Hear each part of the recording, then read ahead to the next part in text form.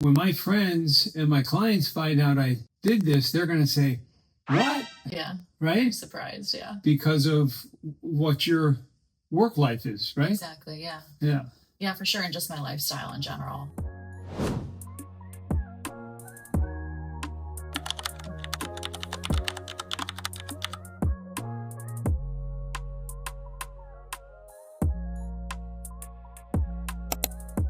It took me a while to be okay with bringing something external into my body, Right. because I've always been very holistic minded. And it kind of started with my son's, eczema, and trying to help him clean out his body and detox. And it also helped me in my journey. But then, you hear all this stuff about the breast implant Right. and this stuff. And and it is a foreign body. Exactly. Putting in, right? Exactly. But so take me back a second. When did you first say, "Oh my gosh, my breasts aren't like what I would like to have"? Oh, teenager years, early 20s. As I can remember, yeah. In my teenager years, it's like everybody else started getting boobs, and I just didn't. Right. And I always had like that athletic shape. So it was always just my confidence was super low, and I never felt great about myself, or never felt fully feminine, and just couldn't really expand in that area of my life. Well, your smile and photos since your surgery tell the story. People have noticed, yeah, for sure. Well, and again, you can't hide it, in your face. Forget about just looking at your chest. You can just see the confidence. You can see the self-esteem change. Yeah, it's been such a boost. It's wonderful that breast implants can do that for so many patients. Yeah. Now, tell us a little bit about, because I don't know. I know you're a hair and a nutritional expert in muscle testing, but tell us about that aspect of your professional life, and I guess the training you went through, and how that come about. Yeah. So, kind of back to my son a little bit. I kind of went down a bunch of rabbit holes to try to figure out, what the cause of his eczema exactly. So I learned a lot along the way, gathered some certifications too. I'm now it's called a hair tissue mineral analysis practitioner. Okay. But I really learned that you have to look at health as kind of a whole body thing, right? Sure, you can't dial in on just one thing, especially like we're exposed to so many toxins through our food, our water, the air. And so you can't really dial in on just one source as an issue. Well, and our medical system has developed really a very reactionary pose exactly to most of our problems, instead of the opposite. It sounds like where you're coming from. Yes.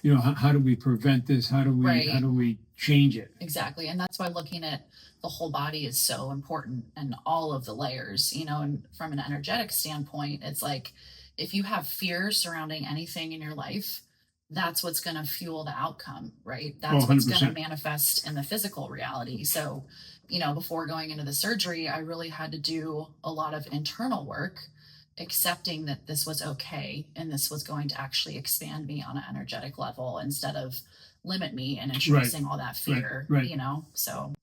And then what about the hair? I guess what about the testing? Yeah. And obviously it's a science background, and obviously classroom work, testing, certification, right? So take us through that quick, if you don't mind. No, I don't mind at all. I love sharing about it, and I love educating people. So hair tissue mineral analysis really gives you that full body picture and long-term view of what the body has been experiencing. People manifest all these symptoms in an autoimmune way, and we kind of label them with certain illness names, right? But when you take a step back and you do a hair test and you look at the actual tissues instead of the blood, you get a long-term view of that. Right. So, most women will go get a blood test done. Their hormones will be out of balance. They'll be low on iron. Right. But if you're actually looking at the tissues, you'll see that most women are actually very high in iron. Right. So they might get a little bit of relief by supplementing with iron short term, but they're actually making the issue worse. Hair is really a byproduct of protein metabolism. Exactly. I've one time been on, 10 or so medical mission trips all over the world. Okay. And one of the easiest ways to tell about a child's nutritional status or an adult is the glow or the texture of their hair. Yeah. Yeah, exactly. But you actually take that a step further, right? And actually With the take a sample of the hair. Testing. Yep. So I work with a lab. They've been doing the testing for decades. So I help my clients gather their samples if they need to. You basically fill up like a tablespoon of hair, and it is a little bit scary because you cut it right at the roots, but it's easy to cut underneath. And then you send that sample into the lab, and you get a full report and diagnostics, essentially where your deficiencies are, where your excesses are, and also the toxic load in the body. I did one on my daughter who's 6, and she was very high in arsenic. Gotcha. So it also shows you where you need to detox. And then the most important thing about the test are the mineral ratios. So a lot of people don't understand that, if you're supplementing with magnesium, your body also needs potassium and sodium for your body to process the magnesium. So it's trending, but it's not always good. So let's say the typical 32, 33-year-old or even 20-something-year-old that is looking for, say, plastic surgery. Right. What deficiencies do you most commonly see? Yeah, that's an easy one. I should 100% my female clients are, they're too high in magnesium and calcium. And those are kind of your, lower minerals, like low energy minerals. They kind of help you slow down. So they're too high in magnesium and calcium in their tissues, and they're too low in potassium and sodium, which those are your excitatory minerals. They help give you energy, and they also regulate your adrenals. And is that because of their dietary choices, or hydration choices, or what's honestly, in the water? It's a mix. So toxins impact your minerals, your gut health impacts your minerals, right. But when you look at a female, it honestly starts from when she was in the womb, because every child picks up their parents' mineral imbalances. So say you have a mom, who is on birth control, she's likely very, very high in copper. Okay. And then that's passed on to the baby. And if it's a female, copper mimics estrogen. Okay. In an activity sense in the body. Right. And so when you have a young baby girl, she's already got an extra copper load from the mom. Right. She hits puberty, her copper goes up even more. Early menses, maybe, and potentially early breast development. More, yeah. And then she gets acne, maybe a little bit hormonal, and now we've got this stereotype of this very emotional teenager, right, who's then medicated and then put on birth control. Right. So it furthers this cycle. Right. Again, back to medical care being reactionary in some way. And then you layer on the toxins. Right. The toxins will deplete your minerals as well because they counteract.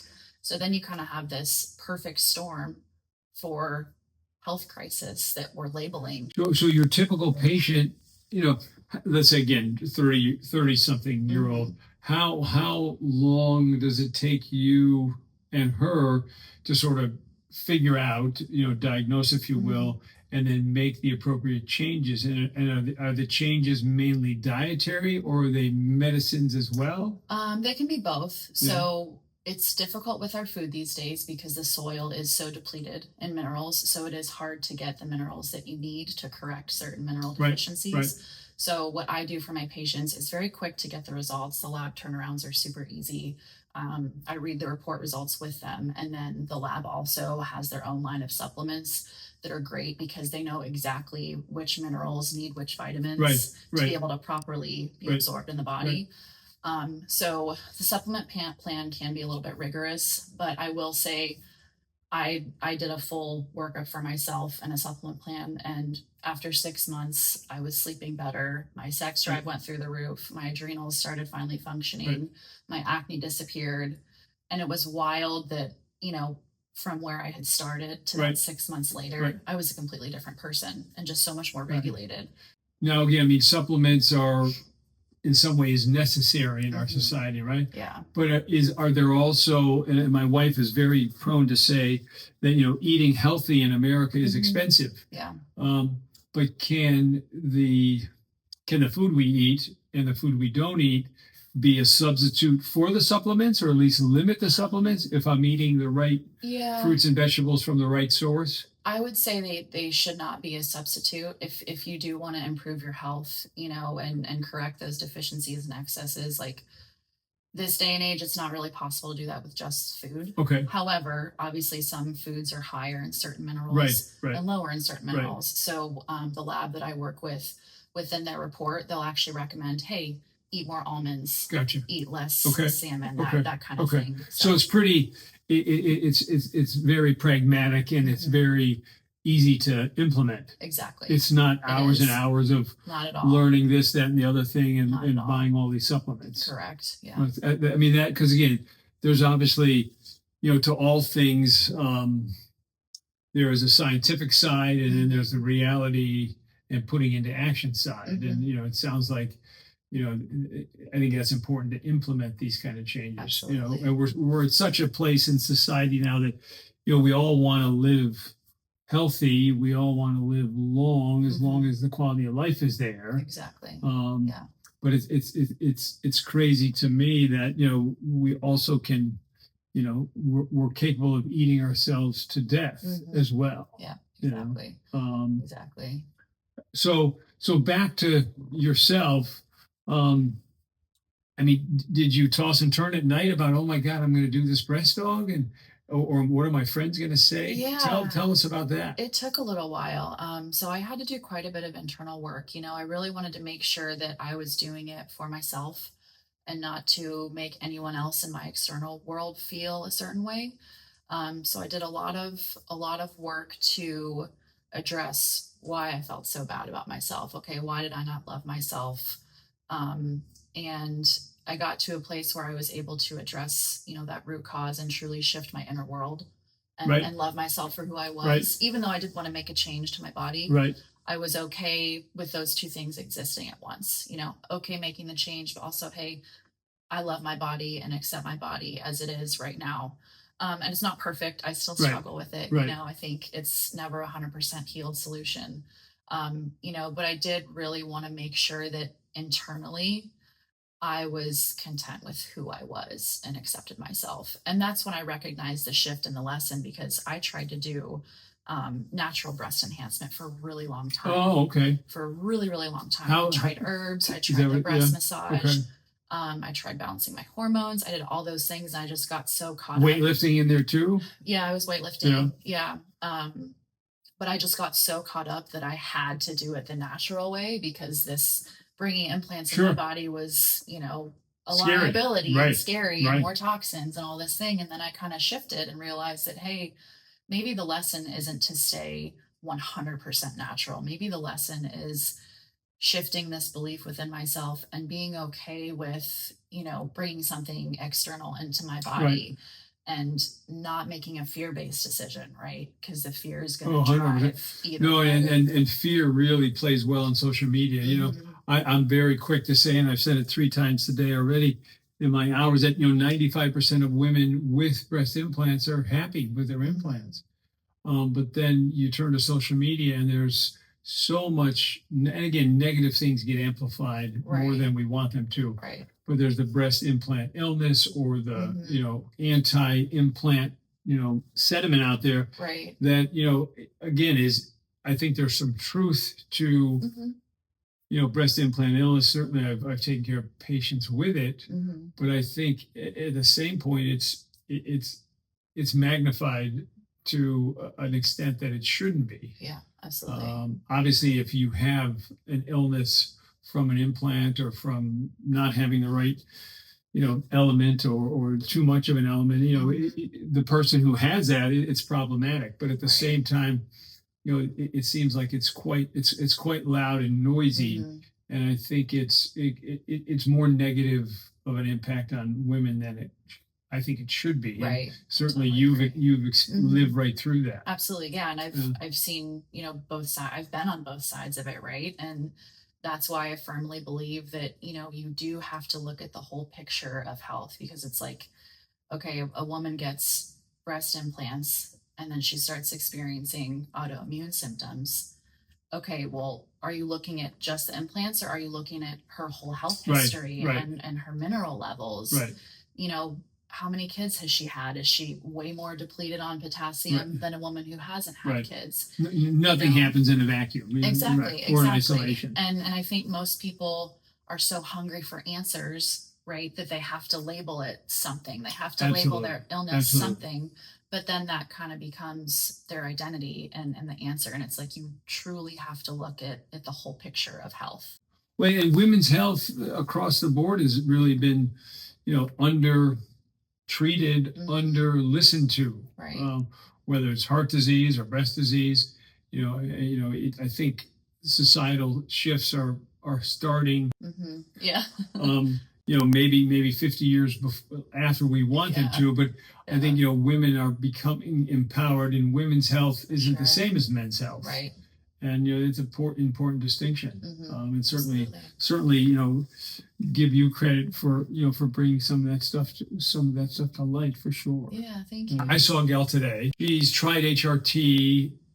In her case, I think she went to somebody who maybe doesn't have a lot of experience or it's not a big part of her practice. Yeah. And so when she took I guess she was on patches. I don't know if she did anything oral, but she gained weight. Yeah. We hear about HRT, helping brain fog, helping, so many things. And again, hormone replacement, certainly in perimenopause or menopause, has to do with progesterone and testosterone and so many things. But, there's a lot of alternative medical options out there, right? But what's the best place besides Dr. Google? And Dr. Google may be a good place to start, or Dr. GPT or Dr. Claude. Yeah. There's a lot of good information online, but where does somebody start? So I just want to add a little bit of context to the HRT and kind of the testing surrounding that. Only the blood is tested in that type of area, right? And we talked about that before with the minerals, copper, protein here. Exactly. And the thing that people don't realize, and a thing that surprises me about our medical profession, is the blood will do whatever it has to maintain homeostasis. Absolutely. A tight balance, right? 100%. So say you get a bunch of toxins into your bloodstream, what's the blood going to do? It's going to dump those toxins. Yeah. The breast is, right? I don't know if you know this about breast cancer, but a lot of people claim the levels of breast cancer being so high are due to the fact that breast fat, and certainly breast fat, is a reservoir for all bad things. Interesting. So to your point, the blood's going to dump it somewhere. Yeah, the blood's going to dump it. It's not going to be in the blood. It's not diagnosable. Right. So if you're testing the blood for an imbalance in the body, you're not going to find what you're looking for. Right. That's why looking at the tissues, that's where things are stored. The blood dumps it into the tissues or takes it from the tissues. Besides hair, do people do skin biopsies or muscle biopsy or fat biopsy? I haven't heard of anything like that. I do the muscle testing that you talked about earlier. That's more of a nervous system kind of measurement. And is that a measurement of strength or range of motion? How do you do the muscle testing? It's essentially a feedback system. So you bring things into the body's energetic field, like you can do food testing. You can test herbs, you can bring in bacteria slides or even parasites into the body's energetic field. And then you do want to make sure that the nervous system is completely clear of any other blockages. For example, scars can cause energetic blockages. Piercings can cause energetic blockages, tattoos, things like that.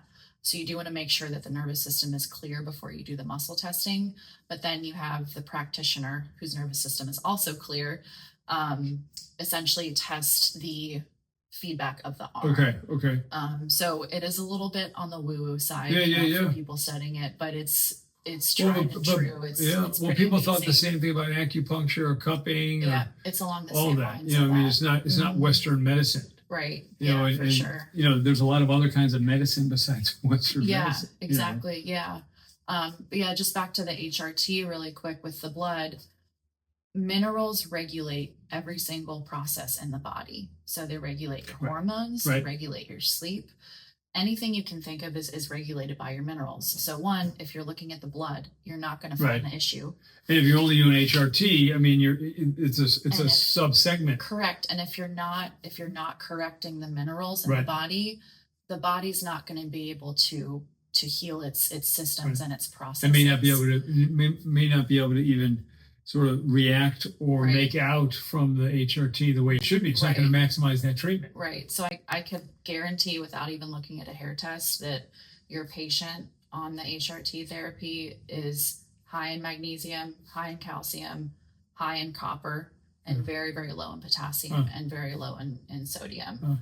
And those are the main four that I look at is the magnesium, calcium, sodium, and potassium. So, I mean, everybody's supposed to have a certain potassium level, right? You know, it's 3.2 to 4.8 parts per deciliter.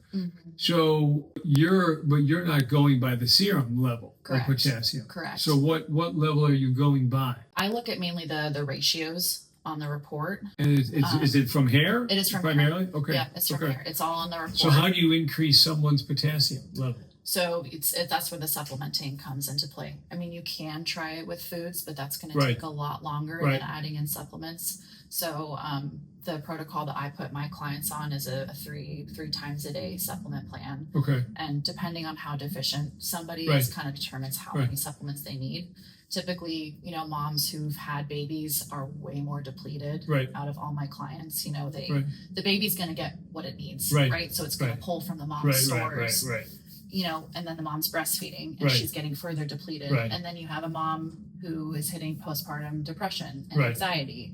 Then she doesn't have a sex drive and it affects her marriage. It's kind of, again, this. And how long before the supplements sort of have an effect that's visible or noticeable? Yeah, I would say within the first 3 months, people notice changes. It kind of depends on how disciplined they are, how well they eat, how high their stress is, because stress will just burn through your potassium and sodium. In some ways, stress is the common denominator of all disease. For sure. Well, and everybody's adrenals are so exhausted that, you know, hormones are impacted by that as well.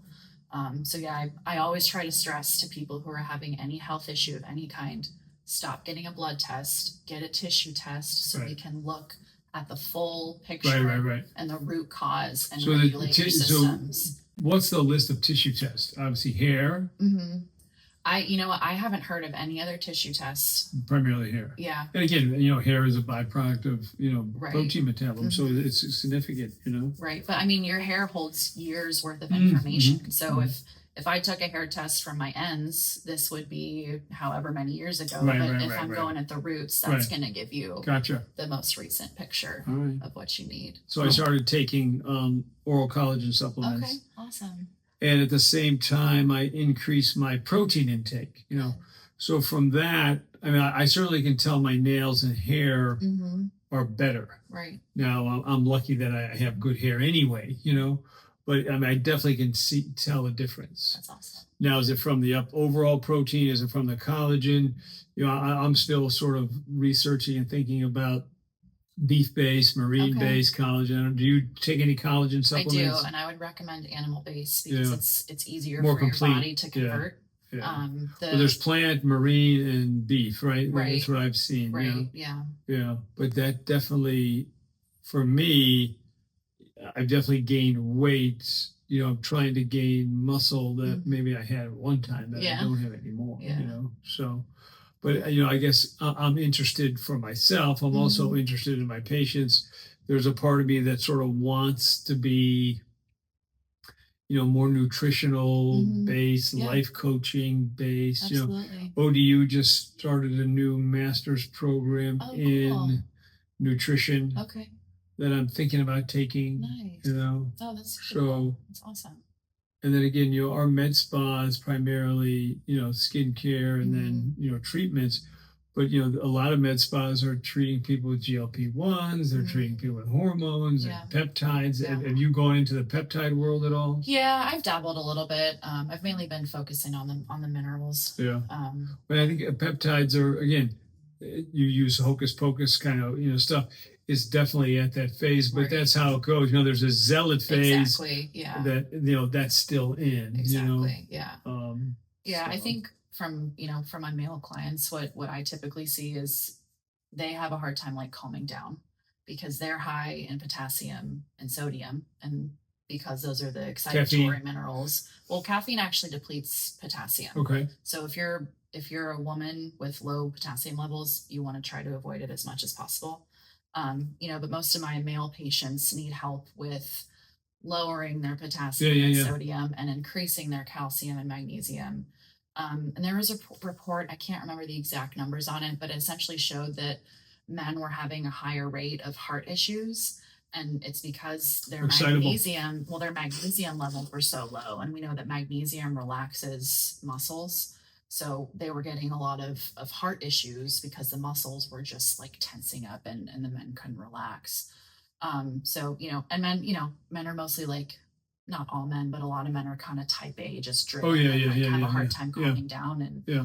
oftentimes a person's personality will Oh, fit 100%. their mineral profile. I bet it does. So you can kind of Yeah. stereotype people. Yeah. And I do it a little bit. Like if I meet somebody, I'm like, I bet I could guess your minerals just like based off of your energy levels, you know. There's a pattern, right? And your Pattern interaction. recognition. Exactly. Well, what percentage of your patients come to you from word of mouth, Google, or Instagram? I mean, obviously.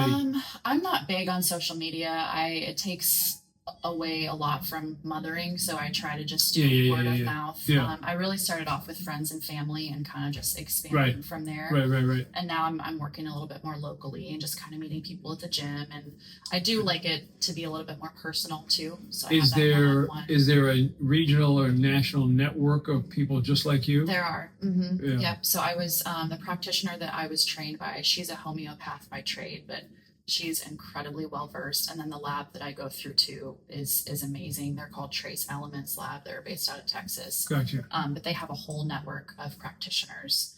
And so the lab, so you send your products to the lab or samples to the lab. Do they have a person who interacts with the patient, or you're the person? I'm who the person. Yeah, gotcha. I'm the practitioner. Right. So you interpret it. Yeah, and you have to, obviously provide your credentials to the lab before they allow those results to be released. And I assume none of that's covered by insurance. Unfortunately, no. And I imagine your service. It's the way it goes with anything preventative. It's like the chiropractor barely. Yeah. Well, I don't know if you saw that announcement 3 months ago that nutrition was now officially going to be taught in medical schools. I remember you telling me that last time I was here. It's really the guy's name. Mark Hyman is probably the best known, most mainstream. Yeah. He is responsible for the first department of, I don't even know what it's called. It's nutrition or preventive medicine, and it happens to be at the Cleveland Clinic. So it's at a outstanding institution. Yeah. So we're probably 20 years away from something really being more mainstream. Right. Right. And look at us. I mean, look where we live. We live in the cul-de-sac of the East Coast. Yeah. We're only 10 years behind the rest of the well-informed world. Right. Yeah. So have you had discussions with any of your clients or friends about implants? I mean, have they sort of tapped you on the shoulder or asked you questions about it? Not yet. Yeah. I anticipate they will someday. But I do my best to kind of keep it focused on them as much as possible. Right. I do share a little bit of my journey. Right. And kind of where I've been. And I try to make sure, they understand health in an energetic perspective too, because as much as our bodies are physical, like we're way more energetic. Oh, yes. It's like you were talking about positive and negative, elements, Mm-hmm. So it sounds like maybe for you, breast augmentation is more sodium and potassium than it is magnesium in terms of being excitable or energetic. I wouldn't necessarily correlate the breast augmentation with like minerals in any way. I think it's more of. Yeah, I meant more figuratively for sure. Oh, okay. Yeah, forgive me. I know it's forgive okay. me My for mind's going like there. in the scientific way. Yeah. No, but I mean, for you, it's obviously when you wake up, you look in the mirror. You've obviously had these, what do we call them? Wish pics or dream pics. Yeah. And then you look in the mirror and oh my gosh, there it is. Yeah. Obviously, that's a very physical and mental. Right. I mean, our body image is something that sometimes can take 3 to 4 to 6 months to change. Right. And I think that's why I see patients certainly in that first 3 to 4 months. I mean, every time you see a photo or you see them, they're smiling because they're just it's that big of a shift. Mm-hmm. Yeah.